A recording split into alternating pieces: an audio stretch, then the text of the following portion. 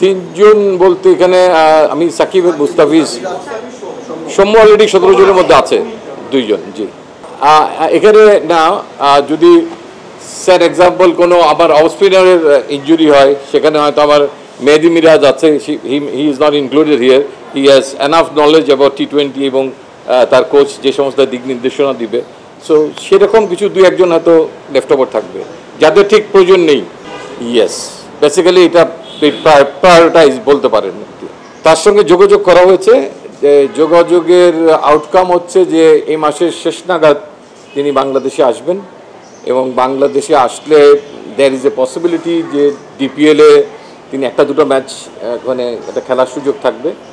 তারপরে আমাদের টিম ম্যানেজমেন্টের সঙ্গে ঢুকে যাবেন তিনি, সেখানে কিছু তো ক্রিকেটিং স্কিলের প্র্যাকটিসের একটা সুযোগ থাকবে। টিম ম্যানেজমেন্ট যেভাবে চায়, তিনি যেভাবে চান। তারপরে ডেফিনেটলি আমরা চাইবো যে T20 ম্যাচে যেহেতু 5টা ম্যাচ আছে, শেষের দিকে তিনি যেন খেলার সুযোগ পান। আপনারা তো আমরা টিমটা 28 তারিখে দিব, তখনই আমার মনে হয় এটা আপনারা ক্লিয়ার হয়ে যেতে পারবেন যে তিনি কয় ম্যাচের জন্য অ্যাভেলেবেল থাকছেন এবং কয়টার জন্য অ্যাভেলেবেল থাকছেন না। আপনি এক্স্যাক্টলি রাইট পয়েন্টে হিট করেছেন। ইনফ্যাক্ট আমাদের হাতে যদি 8 দিন 10 দিন সময় থাকতো, তাহলে হয়তো এখানে আরও কিছু খেলোয়াড় আমরা সংযোজন করতাম। বাট আনফর্চুনেটলি মাত্র 3 দিন সময়, সো দ্যাট যারা প্রসপেক্টিভ এবং প্রায়োরিটাইজ প্লেয়ার তাদেরকে নিয়েই আসলে ক্যাম্পটা করা হচ্ছে। কিছু সাপোর্ট ফিল্ডার্স বোলার যেগুলো নেটে থাকে সেগুলো আমরা লোকালি প্রকিউর করে নিব আর কি।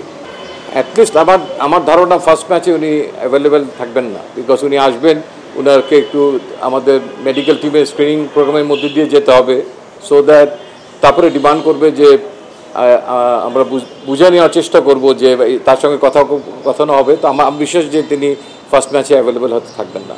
এখানে একটা জিনিস দেখেন যে আমরা সর্বোচ্চ অ্যাডভান্টেজটা নেওয়ার চেষ্টা করব। 1 তারিখের মধ্যে টিমটা জমা দেওয়া, এটা একটা ICCর একটা বাধ্যবাধকতা করে দেওয়া হয়েছে যদি এটা এক্সটেন্ড করা না হয় ডেটটা। তো এই দলটাই যে আমাদের বিশ্বকাপের দল হবে এমন কোনো কথা নাই। এর মধ্যে অনেকগুলো খেলা থাকবে, ইনজুরি হতে পারে, অনেক কিছুই হতে পারে। তবে সেই দলটা কাছাকাছি একটা দল হবে। আমরা বেসিক্যালি এটা বোর্ডের ব্যাপার, এটা তারা কি প্রকাশ করবে কি প্রকাশ করবে না, এটা একটা দল আমাদেরকে দিতে হবে, সেটা আমরা দিয়ে দেওয়ার চেষ্টা করবো as close as possible. Maybe by that time Soumya Sarkar হয়তো মাঠে তখনও নাও ফিরতে পারে। আমাদেরকে সেই সময়গুলো নিতে হবে এবং যতটুকু সুযোগ আমাদের আছে যে আমরা যে কোনো সময় যে কোনো কারণেই প্লেয়ার চেঞ্জ করতে পারবো, ইনজুরি ছাড়াও।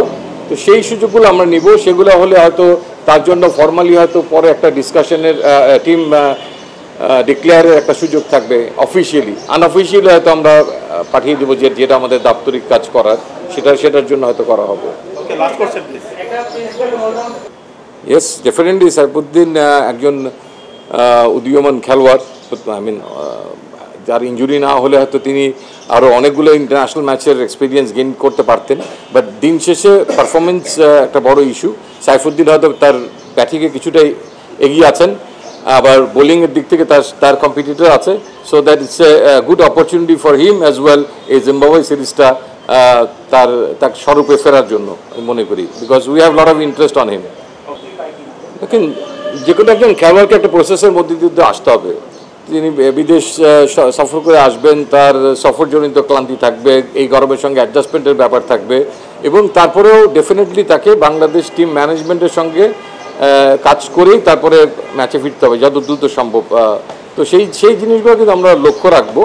টিম বন্ডিংয়ের ব্যাপারে আমার মনে হয় যে he knows how to gel with the team. So এটা কোনো সমস্যা হবে না, কারণ আমাদের 5টা ম্যাচ আছে জিম্বাবুয়ের সঙ্গে, তারপরে US-এর সঙ্গে আমেরিকাতে গিয়ে আমরা কয়েকটা ম্যাচ খেলবো। তো কাজেই বিশ্বকাপ শুরু হওয়ার আগে আমার মনে হয় অনেকগুলো খেলা এবং অনেকগুলো দিন আছে একসঙ্গে তারা কাটাতে পারবে।